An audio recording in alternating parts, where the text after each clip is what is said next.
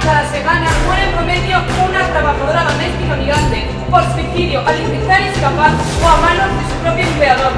Más del 70% de las trabajadoras domésticas afirman que sus empleadores retienen los pasaportes.